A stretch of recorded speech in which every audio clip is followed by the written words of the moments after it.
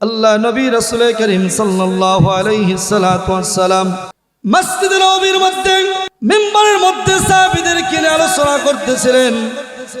হঠাৎ মসজিদের গেটের মধ্যে একজন বৃদ্ধা মহিলা প্রবেশ করলো। আল্লাহ নবী মহিলাকে দেখে মিম্বার থেকে উঠে তিনি গেট পর্যন্ত আগায় গেলেন। এই মহিলা মসজিদের মধ্যে প্রবেশ করলো। আল্লাহ নবী গায়ের চাদরটা মহিলাকে বসার জন্য নিজে বিছায়া দিলেন। মহিলা চাদরের উপরে বসে বললেন। আল্লাহ নবী তার সঙ্গে দীর্ঘক্ষণ কথা বলতে লাগলেন। কথা বলা কমপ্লিট হয়ে গেল। আল্লাহর বান্দি মসজিদ থেকে যখন বের হয়ে চলে যায়, আল্লাহ নবী মহিলাকে গেট পর্যন্ত সুন্দর করে আদবের সঙ্গে আগায়া দিলেন। আবার মিম্বারে আসলেন। সাহাবায়ে কিরাম জিজ্ঞাসা করলেন, ইয়া রাসূলুল্লাহ, একজন বৃদ্ধা মহিলার জন্য আপনি বিশ্ব নবী দাঁড়ান আর আপনি গায়ের চাদর বিছায়া দেন, ব্যাপার বুঝতে পারলাম না। আমরা বড় আশ্চর্য হয়ে গেলাম।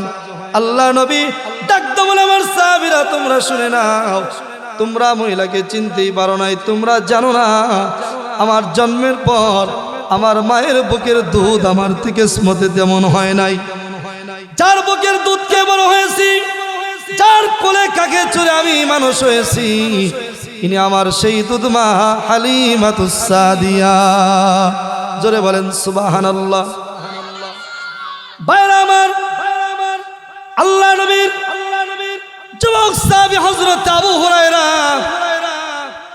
রাদিয়াল্লাহু তাআলা আনহু নবীজির দরবারে এসে অজর ধরায় কান্না করতে শুরু করলো।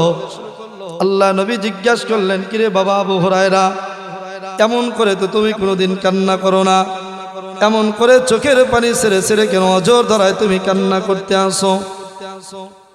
হযরত আবু হুরায়রা বলেন, ইয়া রাসূলুল্লাহ, আমার মা আমাকে মেরেছে, এই জন্য আমি কান্না করি। কয়, তোমার মা তোমাকে কেন মেরেছে? তোমার মায়ের সঙ্গে কি তুমি কোনো বেয়াদবি করেছো নাকি?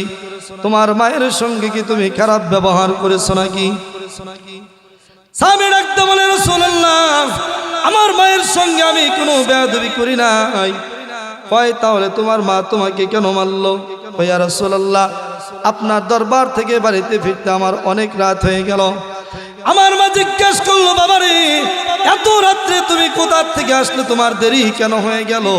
আমি বললাম, আমার মা যেই দরবারে নবী চলতে পারলে দুনিয়া এবং আখিরাত ধন্য হয়ে যায়, ওই মুহাম্মদ রাসূলুল্লাহ সাল্লাল্লাহু আলাইহি সাল্লাতু ওয়াসসালামের দরবারে নবী থেকে আসতে আমার রাত হয়ে গেছে। ইয়া রাসূলুল্লাহ, আমার মা মুশরিকা, আপনার নাম শোনার সঙ্গে সঙ্গে তার গায়ের মধ্যে আগুন ধরে গেল, আমাকে মারা শুরু করে দিল। আমার মা ডাকতে বলে, আবু হুরায়রা, হয় তুমি মুহাম্মদের দরবার ছাড়বা, না হয় তুমি আমার বাড়িটা ছেড়ে দিবা। আমি বললাম, মা তুমি বুড়ি মানুষ, তুমি আমাকে মারো, মারতে মারতে তোমার বাড়ি থেকে বের করে দাও। তোমার বাড়ি সত্য তাম দুনিয়া ছেড়ে দিতে পারি, আল্লাহ নবীর কদম মুবারক আমি ছেড়ে দিতে পারি না। ভাইরা আমার, সাহাবী বলে, ইয়া রাসূলুল্লাহ, আমার মা আমাকে ঘাড় ধাক্কা দিয়ে বাড়ির থেকে বের করে দিল। ইয়া রাসূলুল্লাহ, এই জন্য আমি আপনার কাছে কান্না করি। আল্লাহ নবী ডাকদা বলে, আবু হুরায়রা, তোমার মা তোমাকে মেরেছে, তোমার মায়ের বিরুদ্ধে কেন তুমি আমার কাছে নালিশ করতে আসছো? আবু হুরায়রা, শোনো, তোমার মা মুশরিকা হতে পারে, তোমার মা একজন কাফের হতে পারে, কিন্তু জানো তোমার মায়ের বিচার করার মতো ক্ষমতা আল্লাহ পাক আমি বিশ্ব নবীকেও দেন নাই। তোমার মা তোমাকে মেরেছে, তোমার মায়ের বিরুদ্ধে তুমি আমার কাছে নালিশ করতে আসছো। হযরত আবু হুরায়রা বলেন, ইয়া রাসূলুল্লাহ, আমার মায়ের বিরুদ্ধে আপনার কাছে আমি নালিশ করতে আসি নাই। কয়, তাহলে তুমি কেন এসেছো? কয়, হুজুর, আমি জানি, আমার দিলের বিশ্বাস, আপনি যদি আল্লাহর কাছে আমার মায়ের জন্য দোয়া করেন, আমার দীর্ঘ বিশ্বাস আল্লাহ রাব্বুল আলামিন অবশ্যই আমার মাকে হেদায়েত দান করে দিবেন। আল্লাহ নবী হযরত আবু হুরায়রার মায়ের জন্য হাত উঠে দোয়া করতেছে, আল্লাহ তাআলা আবু হুরায়রার মাকে তুমি হেদায়েত নসিব করে দাও। হযরত আবু হুরায়রা পাগলের মতো দৌড়ায় বাড়ির দিকে। সাহাবায়ে কেরাম আবু হুরায়রার দৌড় দেখে বড় আশ্চর্য হয়ে গেল। আরে আবু হুরায়রা ভদ্র প্রকৃতির মানুষ, না জানে কোন বিপদ ঘটে গেছে, তা না হলে তিনি এমন করে কেন দৌড়ায়? ডাকতে বলে, আবু হুরায়রা দাঁড়াও, তোমার কি হয়েছে তুমি বলো। হযরত আবু হুরায়রা বলেন, ও রাসূলুল্লাহর সাহাবীরা, আমাকে দৌড়াইতে দাও, আমি দৌড়ায়া আগে বাড়িতে পৌঁছতে পারি না, আমার আল্লাহ নবীর দোয়া আমার বাড়িতে আগে পৌঁছায়া যায়। ভাইরা আমার, হযরত আবু হুরায়রা দৌড়া বাড়ির দিকে চলে গেল। যাওয়ার পরে বাইরে থেকে মাকে মা বলে ডাকে, ভিতর থেকে আওয়াজ চলে আসলো, কে? হযরত আবু হুরায়রা বলেন, ইয়া রাসূলুল্লাহ, আমার মা যখন আমাকে বলল কে, আমি আমার মায়ের কণ্ঠের ভিতরে শিরকিয়াতের আওয়াজ পেলাম না, আমার মায়ের কণ্ঠের ভিতরে আমি তাওহীদের গন্ধ পেলাম। তার মানে বুঝলাম আমি আসার আগে আল্লাহর নবীর দোয়া আমার বাড়িতে পৌঁছে গিয়েছে। মা ডাকতে বলে, বাবা রে, তোমাকে মারার পরে বড় লজ্জিত হয়েছি। চিন্তা করলাম আমার ছেলে, আমার সন্তান কোনো খারাপ জায়গা যায় নাই, কেন আমার ছেলেকে আমি মারলাম? আমার ছেলের উপরে কেন আমি আঘাত করলাম? আমার ছেলে তো দুনিয়ার কোনো খারাপ জায়গা যায় নাই। বাবারে, গোসল করেছি, আমি পবিত্র হয়েছি, তুমি আমাকে নিয়ে চলো বিশ্ব নবীর দরবারে, তোমার নবীর কাছে আমি কালিমা পড়ে মুসলমান হয়ে যাব। ভাইরা আমার, এই জন্য আল্লাহ নবী বলেছেন, হুমা জান্নাতুকা ওয়া নারুকা, মা বাপ তোমার জান্নাত, মা বাপ তোমার হচ্ছে জাহান্নাম। ভাইরা আমার, যেই সন্তান মায়ের খেদমত করতে পারবে, বাবার খেদমত করতে পারবে, মা বাবা যদি ওই সন্তানের প্রতি খুশি হয়, বিনিময় আল্লাহ তাআলা ওই সন্তানকে আল্লাহ পাক জান্নাত দিয়া দিবে। হযরত বাইজিদ বুস্তামি, ছোট্ট মানুষ, প্রচন্ড শীতের রাত্রে মা ডাকতে বলছে, ঘুমের ঘরে ডাকতে বলছে, বাবা বাইজিদ, আমার পানি পিপাসা লেগেছে, আমাকে একটু পানি দাও। হযরত বাইজিদ ছোট্ট মানুষ, ঘরের ভিতরে পানি পায় নাই, অনেক দূর থেকে পানি এনে দেখে তার জনম দুঃখিনী মা আবার বিছানায় ঘুমিয়ে গেছে। কনকনা শীতের মধ্যে ছোট্ট বাচ্চা মায়ের মাথার কাছে দাঁড়িয়ে আছে। ফজর আজান হয়ে গেল, মার ঘুম ভেঙে গেল। মা তাকা দেখে সন্তান বাইজিদ তার মাথার কাছে দাঁড়িয়ে দাঁড়িয়ে শীতে কাঁপতাছে। ডাকদা বলে, বাবা বাইজিদ, কনকনা শীতের মধ্যে কেন তুমি কান্না করতেছো? বাইজিদ বলে, মা, রাতের বেলায় তুমি আমার কাছে পানি চেয়েছিলে, মাগো অনেক দূর থেকে পানি আনতে হয়েছে, পানি আনার পর দেখি আবার তুমি বিছানার মধ্যে ঘুমিয়ে গেছো, এই জন্য ফজর পর্যন্ত আমি পানি নিয়ে তোমার শিওরে দাঁড়িয়ে আছি। মা, আবার যদি পানি চাও, পানি দেওয়া যদি দেরি হয় তোমার কষ্ট হয়ে যাবে। হযরত বাইজিদের মা সন্তানের কাছ থেকে পানি নিয়ে পানি পান করলেন, তার ছোট্ট বাচ্চাকে কম্বল দিয়া ঘুম পাড়া দিলেন। হযরতে বাইজিদ ঘুমায় গেল। বাইজিদের মা ওযু করে নামাজ পড়ে সিজদায় গিয়ে আল্লাহকে ডাকতেছে, আল্লাহ, আল্লাহ তাআলা, আমার ছোট্ট বাইজিদ আমার জন্য আজকে যা করেছে, আমি মা আমার কলিজা ঠান্ডা হয়ে গেছে। আয় আল্লাহ তাআলা, আমার ছোট্ট বাইজিদকে সুলতানুল আরিফিন বানায়া দাও। সুবহানাল্লাহ, সুবহানাল্লাহ। মা যদি সন্তানের জন্য দোয়া করে, আপনারা জোরে আওয়াজ দিয়া বলেন, এ দোয়া কি কবুল হয় কি হয় না? জোরে বলেন। মা বাবার দোয়ার ভিতরে আর কোনো পর্দা থাকে না, সাথে সাথে আল্লাহ তাআলা দোয়াকে কবুল করে নেয়। জোরে বলেন সুবহানাল্লাহ। ভাইরা আমার,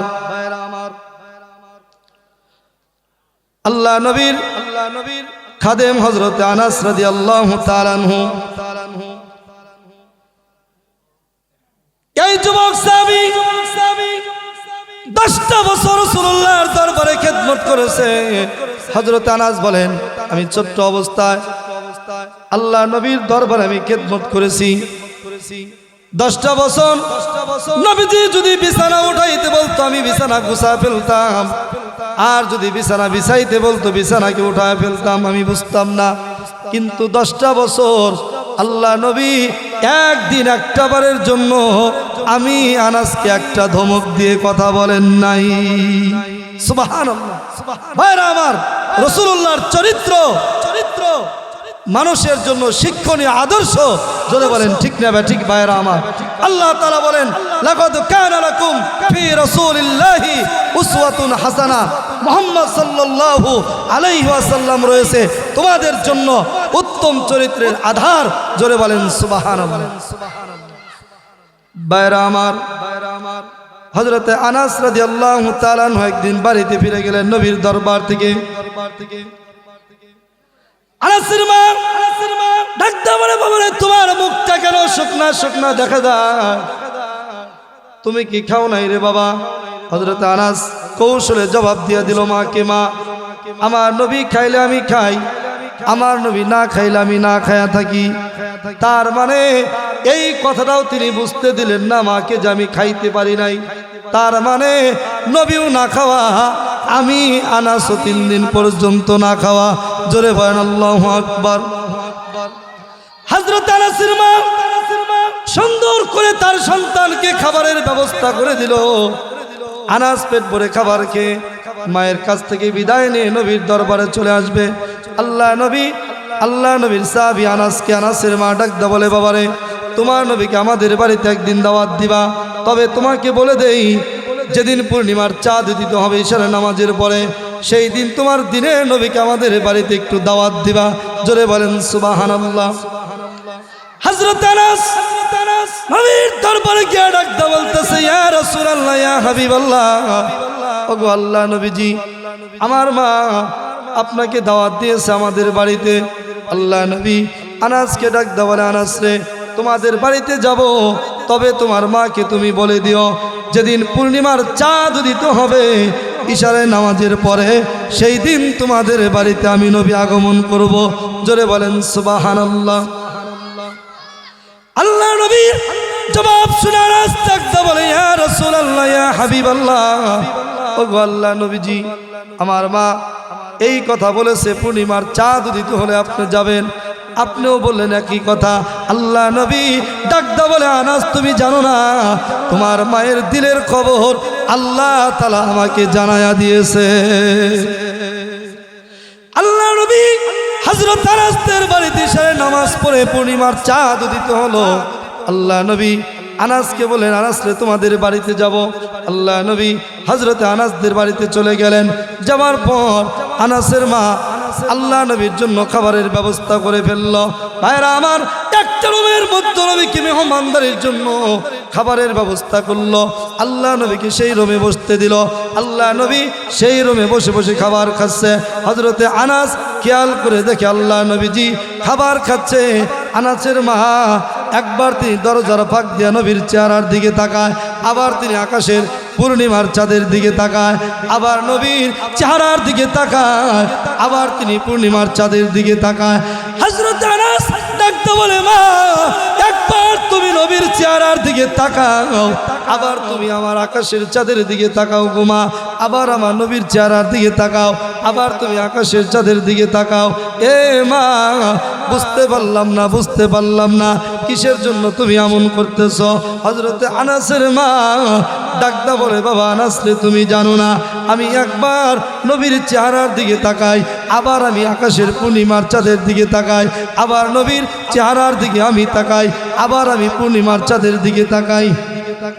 আনাস আল্লাহর কসম করে বলছি রে বাবা তুমি জানো না আমি বারবার পূর্ণিমার চাঁদের দিকে তাকায়া দেখলাম, ওই পূর্ণিমার চাঁদের মধ্যে দাগ দেখা যায়, আমার নবীর চেহারার মধ্যে একটা দাগ দেখা যায় না। বাইরা আমার, আল্লাহ নবী সুন্দর করে খাবার খাওয়া শেষ করলেন, বিদায় নিয়ে চলে যাবেন। হযরতে আনাসের মা ডাকদা বলতেছেন, ইয়া রাসূলুল্লাহ আপনার কাছে আমার একটা দরখাস্ত। নবী আমার ডাকতে বলে, হে আনাসের মা কি বলতে চান আপনি আমার কাছে বলেন। আনাসের মা ডাকতে বলতেছে, ইয়া রাসূলুল্লাহ নবী গো আপনার কাছে একটা দরখাস্ত করতে চাই গো নবীজি, আপনি আমার আনাসের জন্য একটু আল্লাহর কাছে দোয়া করে দেন। কয় আমি কি দোয়া করব? আপনি দোয়া করবেন আল্লাহ তাআলা যেন আমার আনাসকে এলাকার মধ্যে ধনী বানায় দেয়। জোরে বলেন সুবহানাল্লাহ। ডাকতে বলেন নবী গো, আমার আনাস যদি ধনী হয়ে যায়, আমার আনাসের ঘরে খাদ্যের অভাব থাকবে না, আর আপনি খাদ্যের কষ্ট করবেন না, আপনার জন্য প্রতিদিন খাবার নিয়ে যাবে। আল্লাহ নবী আনাসের মাকে ডাকতে বলে, আনাসের মা, আমার দোয়া করতে হবে না, দোয়া করতে হবে না। এ মা, আপনি মা থাকতে কেন আমি দোয়া করব? আনাসের মা, আপনি আপনার সন্তানের জন্য দোয়া করেন, আমি আপনার সঙ্গে আমিন বলে দিব। আল্লাহ তাআলা আমার চাইতে আপনার দোয়াকে আগে কবুল করবে। জোরে বলেন সুবহানাল্লাহ। হযরত আনাসের মা আনাসের জন্য আল্লাহর কাছে দোয়া করে, নবীর আমার আমিন বলে, সাথে সাথে আল্লাহর কাছে দোয়া কবুল হয়ে যায়। ভাইরা আমার, দোয়া কমপ্লিট হয়ে গেল। আল্লাহ নবী অজর ধরা চোখের পানি ছেড়ে ছেড়ে কান্না করতেছে। হযরতে আনাস ডাকতে বলে, নবী গো, কেন আপনি এমন করে চোখের পানি ছেড়ে ছেড়ে কান্না করেন? আল্লাহ নবী আনাসকে ডাকতে বলে, আনাস রে, তুমি জানো না আজকে তোমার জনম দুঃখনী মা এই দুনিয়াতে বাঁচা আছে।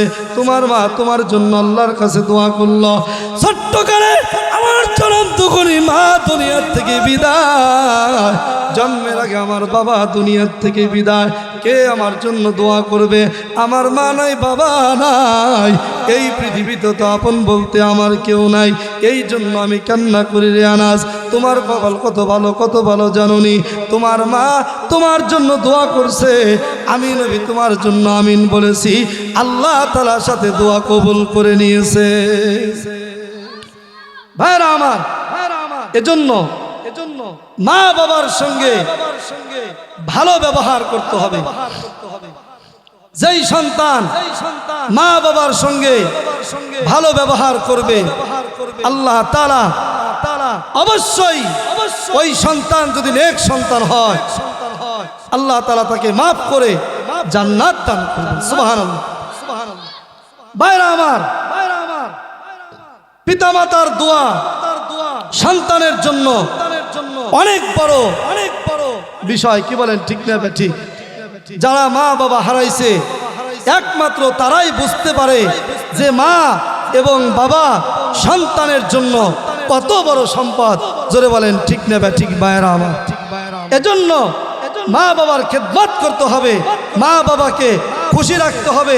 মা বাবা যদি আপনার প্রতি রাজি আর সন্তুষ্ট থাকে, আল্লাহ পাক আপনার আমার প্রতি রাজি আর খুশি হয়ে যাবে। জোরে বলেন সুবহানাল্লাহ। ভাইরা আমার, রাসূল কারীম সাল্লাল্লাহু আলাইহি ওয়াসাল্লাম মুতার প্রান্তরে লড়াই হবে। আল্লাহ রসুল এই যুদ্ধের ময়দানে তিনজন সেনাপতির নাম ঘোষণা করলেন। এক নম্বরে রাসূলুল্লাহ বললেন, আমার সাহাবী হযরতে যায়েদ কোথায়? তিনি দাঁড়ায় গেলেন। লাব্বাইক ওয়া সাদাইক ইয়া রাসূলুল্লাহ, আমি হাজির। আল্লাহ রসুল বললেন, ঠিক আছে, তুমি বসো। দুই নম্বরে আমার চাচাতো ভাই হযরতে জাফর বিন আবি তালেব কোথায়? তিনিও দাঁড়িয়ে গেলেন। তিন নম্বরে আমার যুবক সাহাবী হযরতে আব্দুল্লাহ বিন রওয়াহা কোথায়? তিনিও দাঁড়িয়ে গেলেন। আলহামদুলিল্লাহ, আমাদের মাঝে এখন উপস্থিত হয়েছেন বন্ধুবার হাফেজ মাওলানা মুফতি সানোয়ার হোসেন, যিনি আপনাদের এই দিঘি ইউনিয়নের সম্মানিত চেয়ারম্যান পদপ্রার্থী, একজন বিজ্ঞ আলেম। উনি মানিকগঞ্জ গণস্বাস্থ্য সম্মানিত ইমাম। ওনার জন্য দোয়া করবেন, আল্লাহ পাক যেন ওনাকে ইসলামের জন্য কবুল করে নেয়। সকলে বলি আমিন। সম্মানিত উপস্থিতি, খেয়াল করে শুনুন। আপনারা জানা থাকলে জবাব দেন। যুদ্ধের ময়দানে সেনাপতি লাগে কয়জন? কয়জন ভাই? একজন। জোরে বলেন, সবাই বলেন কয়জন? রাসূলুল্লাহ বলছে কয়জনের কথা? তিনজন। তার মানে এই তিনজনের মধ্য থেকে একজনও তারা আর বাড়িতে ফিরে আসতে পারবে না। তারা জানে। আল্লাহ রসুল বললেন, তোমরা যাও, তোমাদের বাড়িতে গিয়া তোমাদের মা বাবা বিবি বাল বাচ্চাকে সালাম করে তাদের কাছ থেকে তোমরা বিদায় নিয়ে চলে আসো। সুবহানাল্লাহ। ভাইরা আমার, হযরতে জায়েদ রাদিয়াল্লাহু তাআলা আনহু ডাক দিয়ে বলে, ইয়া রাসূলুল্লাহ, আব্বাজান আপনি অর্ডার করেছেন ঘর থেকে, আমার আম্মা হযরত আয়েশা শুনেছে, আমার তো আর যাওয়ার কোনো জায়গা নাই। হযরত জাফর বিন আবি তালেব বাড়ি গিয়ে ডাকতে বলে, বিবিকে ডাকতে বলে, প্রাণের বিবি, আল্লাহ নবীজি আমাকে যুদ্ধের ময়দানে সেনাপতির দায়িত্ব দিয়েছেন, আমি যুদ্ধের ময়দানে চলে গেলাম, তুমি আমাকে মাফ করে দিও। যেই সন্তানগুলি তোমার কাছে আমি আমানত রেখে গেলাম, যেই রাস্তায় জীবন দেওয়ার জন্য আমি যুদ্ধের ময়দানে চলে যাচ্ছি, আমার সন্তানগুলি বড় হলে ওই যুদ্ধের ময়দানে তুমি দান করে দিও। জোরে বলেন আল্লাহু আকবার। হযরত জাফর স্ত্রী হাত উঠে ডাকতে বলেন, আল্লাহ তাআলা আমার স্বামী জাফরকে যুদ্ধের ময়দান থেকে গাজী বানাবার তাকে তুমি আমার ঘরের মধ্যে ফিরা দিও। বাইরা আমার, হযরতে জাফর তরবারির উল্টা পিঠ দিয়া স্ত্রী হাতের মধ্যে মৃদু আঘাত করে বললেন, বিবিরে উল্টা দোয়া করো না, উল্টা দোয়া আল্লাহ পাকের দরবারে কবুল হবে না। যেহেতু নবীজি আমার নামটা 2 নম্বরে বলেছে, আমার আগেও একজন আছে, পরেও আর একজন আছে, তার মানে এই যুদ্ধের ময়দানে আমি শহীদ হয়ে যাব, এতে বিন্দু পরিমাণ সন্দেহ নাই। জোরে বলেন আল্লাহু আকবার। এই যুবক সাহাবী যুদ্ধের ময়দানে তরবারির ডাহাতি নিয়ে ছুটতে লাগলো। ছোট্ট ছোট্ট বাচ্চারা পিছন থেকে আব্বু আব্বু বলে কান্না শুরু করে দিল। তার বিবি গলা কাটা মুরগির মতো ছটফট করা শুরু করে দিল। পিছনের দিকে তার পিছনে দৌড়াইতেছে। হযরতে জাফর একবারও পিছনের দিকে তাকা দেখলেন না, পিছনে কারা কান্দে। জোরে বলেন আল্লাহু আকবার। ভাইরা আমার, ওই দিকে হযরত আব্দুল্লাহ বিন রওয়াহা যুবক, তিনি নতুন বিয়ে করেছে, এখন পর্যন্ত বাসর ঘর করতে পারে নাই। বাড়িতে যা দেখে বিবি কোরআনে কারীম তেলাওয়াত করতেছে। সালাম দিয়া বললেন, বিবি একটু কোরআন তেলাওয়াত বন্ধ করো, তোমার সঙ্গে আমি 2টা কথা বলার জন্য আসছি। কোরআন তেলাওয়াত বন্ধ করলো। আল্লাহ নবীর সাহাবী হযরত আব্দুল্লাহ বিন রওয়াহা ডাকতে বলে, বিবি রে, যুদ্ধের ময়দানে আল্লাহর হাবিব আমাকে সেনাপতির দায়িত্ব দিয়েছে, আমি তোমাকে নতুন বিয়ে করেছি, তোমার কোনো হক আমি আদায় করতে পারি নাই, হে বিবি মাফ করে দিও, তোমার কাছ থেকে বিদায় নিলাম, তোমার সঙ্গে দেখা হবে জান্নাতে। জোরে বলেন সুবহানাল্লাহ। ভাইরা আমার, বিবি ডাকতে বলে, স্বামী আমার, 1টা সেকেন্ডের জন্য আপনি একটু ঘরের ভিতরে আসুন, আপনার চেহারাটা একটু ভালো করে দেখতে চাই। স্বামী বলে, না, ঘরের ভিতরে আমি ঢুকবো না, ঘরের ভিতরে ঢুকলে তোমার সঙ্গে আমার প্রেম নিবেদন হয়ে যাবে, যুদ্ধের ময়দানে যাইতে আমার বড় বিলম্ব হয়ে যাবে। বিবি ডাকতে বলে, স্বামী 1 সেকেন্ডের জন্য আপনার সাথে আমি কোনো প্রেম নিবেদন করব না, আমি শুধু আপনার চেহারাটা ভালো করে একটু দেখে রাখতে চাই, যাতে করে ওই কঠিন কিয়ামতের ময়দানে লক্ষ কোটি কোটি মানুষের মধ্যে আপনাকে যেন স্বামী বলে চিনে নিতে পারি। জোরে বলেন আল্লাহু আকবার। হযরত আব্দুল্লাহ বিন রওয়াহা ডাকতে বলে, বিবি রে, এটাই যদি তোমার দিলের তামান্না, যদি ইরাদা হয়, এ বিবি আমার চেহারা তোমার মনে রাখতে হবে না, আমি যার জন্য, যে আল্লাহর দিন আল্লাহর জমিনে জিন্দা করার জন্য, আল্লাহর সন্তুষ্টির জন্য যুদ্ধের ময়দানে আমার জীবন দেওয়ার জন্য যাচ্ছি, কিয়ামতের ময়দানে ওই আল্লাহ তাআলা লক্ষ কোটি কোটি মানুষের মধ্যে তোমাকে আমাকে স্বামী স্ত্রী বলে পরিচয় করায়া দিবেন। এই 3 জন সাহাবী যুদ্ধের ময়দানে সেনাপতির দায়িত্ব নিয়ে আর তাদের সৈন্যবাহিনী নিয়ে মোতার প্রান্তরে চলে গেল। যুদ্ধ শুরু হয়ে গেল। বাইরে আমার, হযরতে জায়েদ অনেকগুলি কাফের বেঈমানদেরকে জাহান্নামে পাঠায়া তিনিও শাহাদাত বরণ করলেন। ইসলামের ঝান্ডা ধরলেন হযরতে জাফর। কাফেররা চতুর্দিক থেকে হযরতে জাফরকে ঘিরে ফেললো। তার ডান হাতের মধ্যে তরবারি দিয়ে আঘাত করলো, ডান হাতটা কেটে ঝুলে পড়ে গেল। বাম হাতে তিনি ইসলামের ঝান্ডা ধরলেন। কাফেররা বাম হাতের মধ্যে তরবারি দিয়ে আঘাত করলো, বাম হাতটা কেটে ঝুলে পড়ে গেল। 2টা পা দিয়ে ইসলামের ঝান্ডা তিনি সমুন্নত উঁচু করে রাখলেন।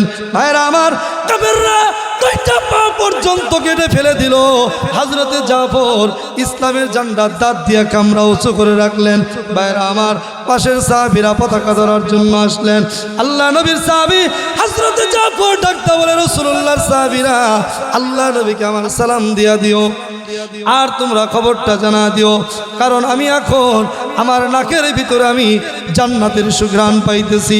জোরে বলেন সুবহানাল্লাহ। এ সাহাবীরা, আল্লাহর নবীকে আমার সালাম দিয়া দিও, সংবাদটা পৌঁছায় দিও। এই যুদ্ধের ময়দানে কাফেররা আমার ডান হাত কেটে ফেলেছে, বাম হাতে আমি ঝান্ডা ধরে রেখেছি, বাম হাতটা কেটে ফেলেছে, আমি দুইটা পা দিয়ে ঝান্ডাকে উঁচু করে রাখছি। কাফেররা পা দুইটা যখন কেটে ফেলে দিল, আমি ইসলামের ঝান্ডাকে দাঁত দিয়া কামড়া উঁচু করে রাখছি, এরপরেও ইসলামের ঝান্ডা মাটিতে পড়তে দেই নাই। আল্লাহু আকবার। বাইরা আমার, হযরতে জাফর এই কথা বলতে বলতে তিনি শাহাদাত বরণ করলেন। হযরত আব্দুল্লাহ বিন রাওয়াহা ইসলামের ঝান্ডা নিয়ে সামনের দিকে ঘুরছেন। সমস্ত কাফের বেঈমান হযরত আব্দুল্লাহ বিন রাওয়াহাকে তারা ঘিরে ফেললো। উনি অনেকগুলি কাফের বেঈমানকে জাহান্নামে পাঠায়া এক পর্যায়ে হযরতে আব্দুল্লাহ বিন রাওয়াহা তিনি শাহাদাত বরণ করলেন। ভাইরা আমার, তিনজন সাহাবী যুদ্ধের ময়দানে সেনাপতির দায়িত্ব তারা ঘাড়ে নিয়ে গেলেন। তারা জানে এই যুদ্ধের ময়দানে আমরা মৃত্যুবরণ করব, শাহাদাত বরণ করব, এটা জানার পরেও তারা পিছনে যায় নাই। জোরে বলেন ঠিক না বেঠিক?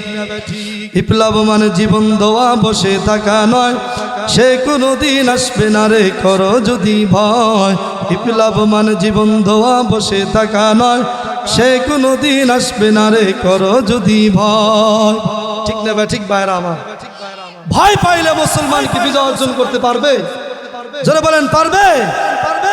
হযরতে শাহজালাল মুজাদ্দিদ আমানি রহমাতুল্লাহ আলাইহি সিলেটের জমিনে ঢুকলেন। গৌর গোবিন্দ আল্লাহর দুশ্মন, ইসলামের দুশ্মন বলল, শাহজালাল তুমি আমার সিলেটের জমিন ত্যাগ করো। হযরতে শাহজালাল মুজাদ্দিদ আমানি রহমাতুল্লাহ আলাইহি বললেন যে না, মুসলমান যেই পাটা সামনের দিকে অগ্রসর হয়, দুনিয়ার কোনো বেঈমানের ভয়ে ওই পাটার তারা পিছনের দিকে নেয় না। জোরে বলেন আল্লাহু আকবার। গৌর গোবিন্দ বলে, তোমার সঙ্গে আমার যুদ্ধ হবে। হযরতে শাহজালাল মুজাদ্দিদ আমানি রহমাতুল্লাহ আলাইহি বললেন, তোমার সঙ্গে যুদ্ধ হবে। এই ঘোষণা দিয়ে রাত যখন গভীর হয়ে যায়, হযরতে শাহজালাল মুজাদ্দিদ আমানি রহমাতুল্লাহ আলাইহি তাহাজ্জুদের মুসাল্লার মধ্যে তিনি দাঁড়ায় গেলেন। বাইরা আমার, নামাজের ভিতরে সিজদায় পড়ে আল্লাহকে ডাকতে বলতেছেন, আল্লাহ গৌর গোবিন্দর সৈন্য আছে, টাকা আছে, অস্ত্র আছে, আমার কাছে টাকা নাই, কোনো সৈন্য নাই, অস্ত্র নাই, আমার একমাত্র অস্ত্র হলো তোমার সাহায্য। জোরে বলেন ঠিক না বেঠিক? বাইরা আমার, 360 আউলিয়ার কাফেলা নিয়া তাহাজ্জুদের মুসাল্লার মধ্যে দাঁড়ায়া দাঁড়ায়া আল্লাহর ওলি চোখের পানি ছেড়ে ছেড়ে আল্লাহর কাছে সাহায্য চায়। বাইরা আমার, আল্লাহ তাআলা হযরতে শাহজালাল মুজাদ্দিদ আমানি রহমাতুল্লাহ আলাইহিকে তিনি তার কুদরত দিয়া সাহায্য করেছেন। জোরে বলেন ঠিক না বেঠিক? ভাইরা আমার, আল্লাহর ওলি হযরতে শাহজালাল মুজাদ্দিদ আমানি রহমাতুল্লাহ আলাইহি ফজরে যখন আজান হয়ে যাবে, আজান হওয়ার শুরুতে ডাকদা বলতেছেন, এ আউলিয়ার কাফেলারা, তোমাদের মধ্যে এমন কে আছো জীবনে কোনোদিন জামাত ছাড়া নামাজ পড়ো নাই? হযরতে নাসিরউদ্দিন ওলিয়ে কামেল নাসিরউদ্দিন রহমাতুল্লাহ আলাইহি ডাকদা বলেন, হুজুর শুধু জামাত ছাড়া পড়ি নাই তা না, আমার জীবনে কোনোদিন এক ওয়াক্ত নামাজ কাজা করি নাই। জোরে বলেন আল্লাহু আকবার। হযরতে শাহজালাল মুজাদ্দিদ আমানি রহমাতুল্লাহ আলাইহি ডাকদা বলে, বাবা নাসিরউদ্দিন, তোমার কণ্ঠে হবে আজকে ফজরের নামাজের আজান। বাইরা আমার, নাসিরউদ্দিন আজান শুরু করে দিল। আল্লাহু আকবার, আল্লাহু আকবার, আল্লাহু আকবার, আল্লাহু আকবার। বাইরা আমার, আজান চলতেছে, জমিন কাঁপতেছে, আজান চলতেছে, সিলেটের জমিন গৌর গোবিন্দর মসনদ কাঁপতেছে। বাইরা আমার, আজান এক পর্যায়ে শেষ হয়ে গেল, আল্লাহর দুশ্মন গৌর গোবিন্দ বিদায় নিয়ে গেল। সাহায্য করার মালিককে জোরে বলে, সাহায্য করার মালিক কে ভাই? আল্লাহ। আল্লাহ তাআলা বলেন, উদউনি আস্তাজিব লাকুম, তোমার যা দরকার বান্দা আমাকে ডাকো, আমি তোমাদের ডাকে সাড়া দিব। জোরে বলেন সুবহানাল্লাহ। আল্লাহর চাইতে বড় দেনেওয়ালা সাহায্যকারী পৃথিবীতে কেউ আছে ভাই? জোরে বলেন আছে? দিল্লি সম্রাট শাহজাহানের নাম শুনেছেন আপনারা? তার স্ত্রীর নাম মমতাজ বেগম। আপনারা কিন্তু আবার ভাইবেন না যে মানিকগঞ্জের সিংহের একটা থানা, কিন্তু সম্রাট শাহজাহানের স্ত্রীর নাম মমতাজ বেগম। উনি উনার স্ত্রীর ভালোবাসায় গড়েছেন আগ্রার তাজমহল। ঠিক না ভাই? ঠিক ভাইরা আমার। তো মমতাজ বেগমের বাবার বাড়ি দেশ থেকে একজন ভিক্ষুক আসছে সাহায্য নিবার জন্য। বারবার সালাম দেয়। মমতাজ বেগম ভিতর বাড়ি থেকে পর্দার আড়াল থেকে বললেন, চাচা বাদশাহ নামাজ পড়ার জন্য মসজিদে গিয়েছে, আপনি মসজিদে যান, তাইলে আপনাকে উনি সাহায্য করবে। আল্লাহু আকবার। নেতা যদি নামাজি হয় ওই সমাজটাই ভালো হয়। জোরে বলেন ঠিক না ঠিক ভাইরা আমার? এই জন্য নেতা নির্বাচিত করার আগে চিন্তা করতে হবে যে আমার নেতার ভিতরে দিনদার আছে নাকি, তাকওয়া আছে নাকি, আল্লাহর ভয় তার দিলে আছে নাকি। যার দিলের ভিতরে আল্লাহর ভয় থাকবে সেই নেতা কোনোদিন জনগণের সম্পদ লুণ্ঠন করতে পারে না, জনগণের সম্পদ চুরি করতে চলে গেল। ডাকতে বলতেছে আল্লাহ তাআলা, আমার বিশাল সম্রাট এই দিল্লি থেকে আল্লাহ তাআলা আমার এই রাজ্য থেকে তুমি অভাবকে দূর করে দাও। আমার কাছে কত মানুষ সাহায্য নিবার জন্য আসে গো আল্লাহ, আমার দিবার মতো কোনো শক্তি নাই, তাদেরকে সাহায্য করার মতো তুমি আমাকে তৌফিক দান করে দাও। জোরে বলেন আল্লাহু আকবার। এরকম করে হাত তুলে চোখের পানি ছেড়ে ছেড়ে বাদশাহ শাহজাহান অজর ধরে আল্লাহ তাআলার দরবারে কান্না করতে আসে। বাইরা আমার, ভিক্ষুক পিছনে দাঁড়া দাঁড়া মনে মনে চিন্তা করলো, আরে যার কাছে আসলাম উনি তো দেখি আমার চাইতে বড় ভিক্ষুক। ভাইরা আমার, মুনাজাত কমপ্লিট। এবার ভিক্ষুক মসজিদের বারান্দা থেকে টুকটুক করে বের হয়ে চলে যায়। আল্লাহর বান্দা দিল্লির সম্রাট শাহজাহান পিছনের দিকে তাকায় দেখে একজন ভিক্ষুক চলে যায়, একজন মুরব্বী মানুষ চলে যায়। ডাক্তার বলে, চাচা নিজের জন্য আপনি আসলেন, কিছুই বললেন না। না বলে কেন আপনি আবার মসজিদ থেকে চলে যান? কয় বাচ্চা আপনার কাছে আমার বলার কোনো দরকার নাই। কয় চাচা কেন বলবেন না? কয় আপনার কাছে বলে আমার কোনো লাভ হবে না। কয় কেন চাচা বলবেন না? আমার কাছে বলেন, আমার কাছে আসলে তো কোনো মানুষকে আমি খালি হাতে ফিরা দেই না। ওই লোকটা ডাকতে বলে, বাচ্চা আপনার কাছে আমি আসছিলাম একটু সাহায্য নেওয়ার জন্য, কিন্তু আপনার কাছে আসার পর আমি দৃশ্য দেখলাম তাকা তাকা আপনি যেন চোখের পানি ছেড়ে ছেড়ে অজর ধরা কার কাছে কান্না করে দোয়া করতেছেন। আল্লাহর বান্দা দিল্লির সম্রাট শাহজাহান ডাকদা বলে, চাচা মুরব্বী আপনি জানেন না আপনার যিনি বাদশা আমারও যিনি বাদশা, তামাম দুনিয়ার যিনি মালিক আমার আল্লাহ, আমার আল্লাহর কাছে আমি সাহায্য চাইতেছিলাম, আল্লাহ ছাড়া তো সাহায্যকারী কেউ নাই। এবার ডাকদা বলে, বাদশা তাহলে আপনার কাছ থেকে আমার ভিক্ষা নেওয়ার কোনো প্রয়োজন নাই। কয় না চাচা আপনার কি প্রয়োজন বলেন? ওই মুরব্বী ডাকতে বলে, বাচ্চা আপনি দিল্লির সম্রাট হয়ে যদি আল্লাহর কাছে আপনি চায়া পান, আপনি তো যে আল্লাহর বান্দা, আমিও তো সে আল্লাহর বান্দা, আপনি যদি দিল্লির সম্রাট হয়ে আপনি চায়া পান, আমি কেন ভিক্ষুক হয়ে চায়া পাবো না? সুতরাং আজ থেকে আমি প্রতিজ্ঞা করলাম, আমার যদি দরকার হয় আমার আল্লাহ পাকের কাছে আমি চায়া চায়া নিব। দোয়ার মালিক কে ভাই? জোরে বলেন আল্লাহ।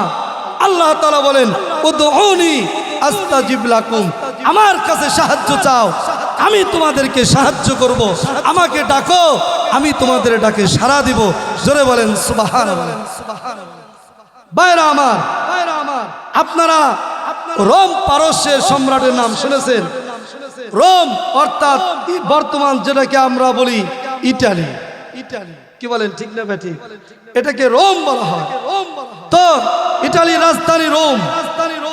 এই রোম পারস্যের তৎকালীন সময়ের যে সম্রাট ছিল, গোটা পৃথিবীর সবচাইতে শক্তিধর বাদশা ছিল। উনি একদিন আল্লাহর হাবিবের কাছে একটা চিঠি লিখলেন।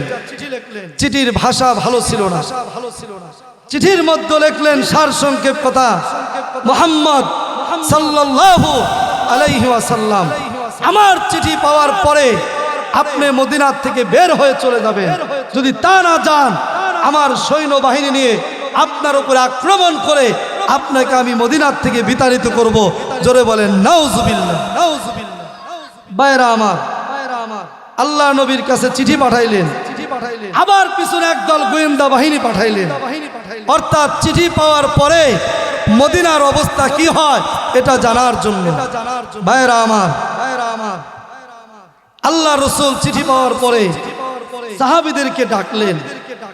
ডাকার পরে বললেন, ও আমার সাহাবীরা, রোম পারস্যের সম্রাট, গোটা পৃথিবীর শক্তিধর বাদশাহ, তিনি আমার কাছে চিঠি পাঠিয়েছে।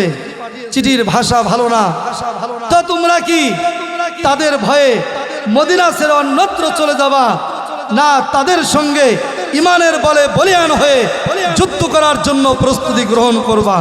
সাহাবায়ে কেরাম বললেন, ইয়া রাসূলুল্লাহ, আপনি আমাদেরকে নিয়ে চলুন, আমরা ততক্ষণ পর্যন্ত কাফেরদের বিরুদ্ধে লড়াই করব, যুদ্ধ করব, মা দামাত আইনুম মিন তাবাররাক, যতক্ষণ পর্যন্ত আমাদের চোখের পলক পড়ে, পাতা নড়ে, ততক্ষণ পর্যন্ত কাফেরদের বিরুদ্ধে লড়াই করব, কিন্তু পিছনে যাব না। জোরে বলেন সুবহানাল্লাহ। আল্লাহ রসুল জবাব শুনে বড় খুশি হয়ে গেলেন। আল্লাহ নবী ডাকতে বলেন, আমার সাহাবীরা শুনো, কুমু বিনা ইলা জান্নাতিন। জোরে বলেন সুবহানাল্লাহ। নবী আমার ডাকতে বলে, সাহাবীরা কুমু বিনা ইলা জান্নাতিন আরদুহা কারদিস সামাওয়াতি ওয়াল আরদ। আল্লাহ নবী সাহাবীদেরকে ডাকতে বলে, সাহাবীরা শুনো, তোমরা আমার সঙ্গে চলো ওই জান্নাতের দিকে, যেই জান্নাতের প্রশস্ততা আসমান জমিনের মাঝখানে ফাঁকা জায়গা, এর চাইতেও বেশি। জোরে বলেন সুবহানাল্লাহ। নবী আমার ডাকতে বলে, সাহাবীরা রোম পারস্যের সম্রাটের বিরুদ্ধে যুদ্ধ করতে গেলে শুধু সৈন্য নিয়ে গেলে হবে না, যুদ্ধ করতে গেলে অনেক টাকা পয়সার দরকার আছে। তোমরা যে যা পারো এই যুদ্ধের ময়দানের জন্য তোমরা সাহায্য সহযোগিতা করো। বাইরা আমার, সাহাবায়ে কেরাম অনেকগুলি টাকা পয়সা নবীর সামনে স্তূপ করে ফেললো। মহিলারা তাদের কানের ফুল, নাকের দুরু, গলার হার এরকম করে স্বর্ণের একটা স্তূপ করে ফেললো। আল্লাহ নবী যুদ্ধের ময়দানে যাওয়ার জন্য প্রস্তুতি গ্রহণ করছেন। ভাইরা আমার, এই যুদ্ধের ময়দানে আল্লাহ নবী নিজেই সেনাপতির দায়িত্ব পালন করবেন। আল্লাহ নবী যুদ্ধের ময়দানে যাওয়ার জন্য প্রস্তুতি গ্রহণ করছেন। হযরত ওমর বসা, হযরত আবু বকর বসা, হযরত উসমান বসা, হযরত আলীও সামনে বসা। এমন সময় একজন মহিলা আল্লাহ নবীজির সামনে বাচ্চা কোলে করে দাঁড়ায় গেল। হযরত ওমর চিন্তা করতে লাগলেন, তিনি ভাবলেন এই মহিলা সাহায্য নেওয়ার জন্য আসছেন। আমার ডাকতে বলে, মহিলা আল্লাহ নবী যুদ্ধের ময়দানে জিহাদ করার জন্য, যুদ্ধের ময়দানে যাওয়ার জন্য প্রস্তুতি গ্রহণ করছে, আর তুমি কেন এখন সাহায্য নেবার জন্য আসছো? মহিলা হযরত ওমরের প্রশ্নের কোনো জবাব দেয় না। আল্লাহ নবী ওমরকে ডাকতে বলে, ওমর তুমি একটু চুপ থাকো, তার সঙ্গে আমি কথা বলবো। আল্লাহ নবী ডাক দিয়া বলে, মা তুমি কেন আসছো? কেন তুমি এই সময় আসছো রে মা? আমার কাছে তুমি বলো, তোমার কি সমস্যা আমার কাছে খুলে বলো। আল্লাহর বান্দি চোখের পানি ছেড়ে ছেড়ে হাউমাউ করে কান্না করতে আসে। আল্লাহ নবী ডাকদা বলে, মা কেমন করে তুমি কেন কান্না করতেছো রে মা? কি হয়েছে তুমি আমার কাছে খুলে বলো। ওই মহিলা ডাকদা বলে, ইয়া রাসূলুল্লাহ, এই জন্য আমি কান্না করতেছি গো নবীজি, কয়েকদিন পূর্বে একটা যুদ্ধের ময়দানে আমার স্বামী জিহাদ করতে গিয়ে শাহাদাত বরণ করেছে। ইয়া রাসূলুল্লাহ, আমি যখন আজকে সকালে শুনলাম রোম পারস্যের সম্রাটের বিরুদ্ধে যুদ্ধ করতে যাবেন, এই যুদ্ধের ময়দানে আপনি সাহায্যের হাত বেড়ে দিয়েছেন। ইয়া রাসূলুল্লাহ, আমার স্বামী কয়েকদিন আগে একটা যুদ্ধের ময়দানে জিহাদ করতে গিয়ে শাহাদাত বরণ করেছে। ইয়া রাসূলুল্লাহ, আমার স্বামী যুদ্ধে যাওয়ার সময় আমাকে বলেছিল, আমার সন্তানটা আমার পেটে ছিল। আমার স্বামী ডাক্তার বলছিল, বিবি রে, কন্যা সন্তান যদি হয় দিন শিক্ষা দিবা, সৎপাত্র করে দিবা, আর যদি ছেলে সন্তান হয় আমি যে যুদ্ধের ময়দানে জীবন দেওয়ার জন্য যাচ্ছি আমার ছেলেকে যুদ্ধের ময়দানে তুমি তাকে দান করে দিবা। জোরে বলেন আল্লাহু আকবার। ইয়া রাসূলুল্লাহ, এই জন্য আজকে আমার ঘরের মধ্যে তন্ন তন্ন করে খুঁজলাম, আমার ঘরে দিবার মতো কিছুই পাইলাম না গো নবীজি। ইয়া রাসূলুল্লাহ, আমার ঘরের মধ্যে অনেক খোঁজাখুঁজি করলাম, একটা টাকা একটা দিরহাম দেওয়ার মতো আমি পাইলাম না। নবী গো, মেহেরবানি করিয়া আমার দোয়াটা আপনি, আমার দানটাকে কবুল করে নেবেন, আমার দানটাকে আপনি দয়া করে গ্রহণ করবেন। আল্লাহ নবী ডাক দাও, বলে মা তুমি কি দান করতে চাও রে মা, তুমি আমার কাছে বলো। ওই মহিলা ডাকতে বলে, ইয়া রাসূলুল্লাহ, এই যে দেখেন আমার কোলের মধ্যে দুধের বাচ্চা, নবী গো আমার এই দুধের বাচ্চা এই যুদ্ধের ময়দানে আজকে আমি আল্লাহর রাস্তায় দান করে দিলাম। বাইরা আমার, আল্লাহ নবী ডাকদা বলে, মা তোমার ছোট্ট বাচ্চা তরবারি চালাইতে পারবে না, তীর ধনুক চালাইতে পারবে না, কেন তোমার দুধের বাচ্চাকে যুদ্ধের ময়দানে দান করতে চাও? ওই মহিলা ডাকতে বলে, ইয়া রাসূলুল্লাহ, আমিও জানি আমার বাচ্চা চালাইতে পারবে না, কিন্তু কেন আমি আমার সন্তানকে যুদ্ধের ময়দানে দান করলাম? নবী গো, আপনি কি জানেননি আমার মনের কথা? একমাত্র আমার আল্লাহ জানে মনের খবর। ইয়া রাসূলুল্লাহ, চতুর্দিক থেকে কাফের বেঈমানেরা আপনাকে টার্গেট করে যখন তীর মারতে থাকবে, আপনার শরীরে মশামাছি পর্যন্ত বসা হারাম, আল্লাহ তাআলা হারাম করে দিয়েছে। ইয়া রাসূলুল্লাহ, আপনার শরীরে কাফেররা তীর মারতে থাকবে, আঘাত করতে থাকবে। নবী গো, আমার সন্তান যুদ্ধের ময়দানে তীর চালাইতে পারবে না, ধনুক চালাইতে পারবে না, তরবারি চালাইতে পারবে না, প্রচন্ড যুদ্ধ শুরু হয়ে যাবে, চতুর্দিক থেকে কাফের বেঈমানেরা আপনাকে টার্গেট করে তীর মারতে থাকবে গো নবীজি। আমার দুধের বাচ্চা যুদ্ধের ময়দানে দান করেছি একটা কারণ, যখন তীরগুলি আপনার শরীরে আসতে থাকবে গো নবীজি, আমার দুধের বাচ্চা ডাল বানা ব্যবহার করবেন গো নবীজি।